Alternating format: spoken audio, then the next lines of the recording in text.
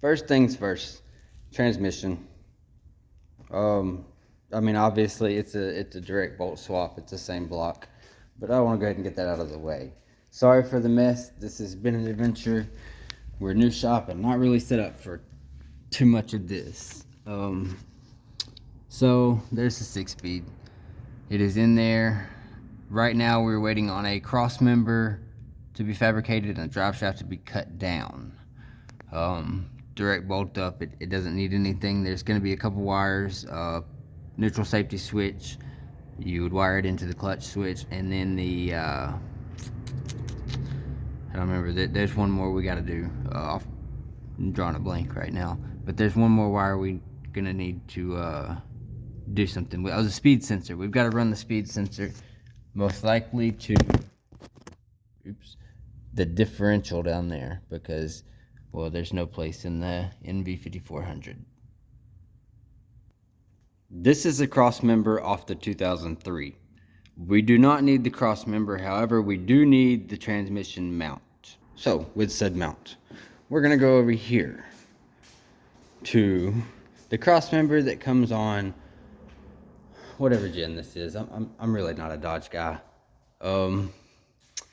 So we notched it and it fits. However, it is too tall. So to clearance this, we're going to take and shave this whole bubble off, drop the actual transmission mount down level with this surface down here. The cross member is going to go back in just like it would. It's just going to lower the mount down enough that we've got our clearances that we need. I mean, there's really not a lot to be said yet. This will be done tomorrow. We're going to get this cleaned up and cut, hopefully along with the drive shaft. Speaking of the drive shaft, due to the yoke being different, we are using the drive shaft out of the 2003. It's got the larger yoke on it for the NV. This drive shaft is about 3 inches too long. However, everything else pretty much lines up. So we are going to take a little room off back here most likely and well, bolt her up. As far as the fun pedal goes, this is stupid easy.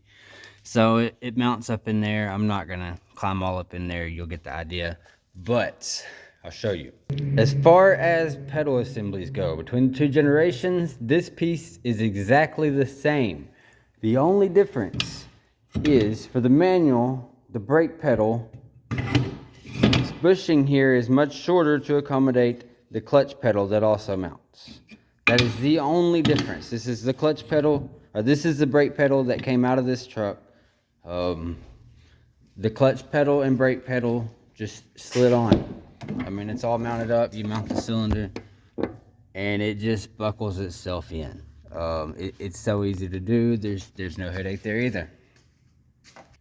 You will also have to fabricate your own shifter handle, because as you can see, the actual link is kind of under the dash. So you're going to have to elbow this up and out to give yourself the clearance you need. So as you can see, it's pretty straightforward swap. There's really nothing big about it, nothing drastic. Grinder and a welder would get you there. We're gonna have a few things machined. The drive shaft is about the only thing that you're gonna have to have done. For most swaps, you're gonna have to do a drive shaft, so that's normally not a big deal. Sorry for the terrible video quality, guys. I am not a photographer. I just work on cars. I have a lot of people ask me for insight, tell me I should share.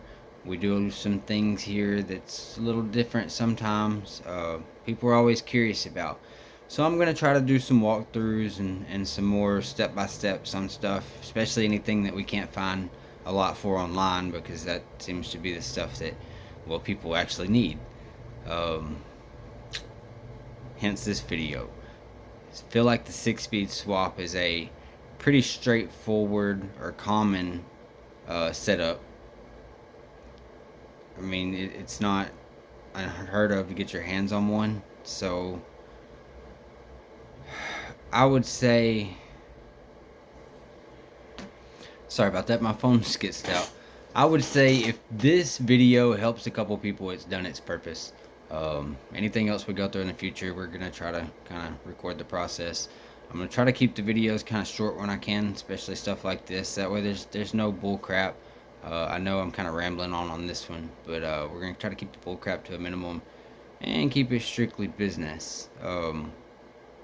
Probably not, but you know, goals. Um, Anyway, thanks for watching. We'll get you next time. We got some turbo builds and stuff coming up, and a Pro Charge 436 LS. So that one will be interesting too. That's going in a C10, by the way. So stick around.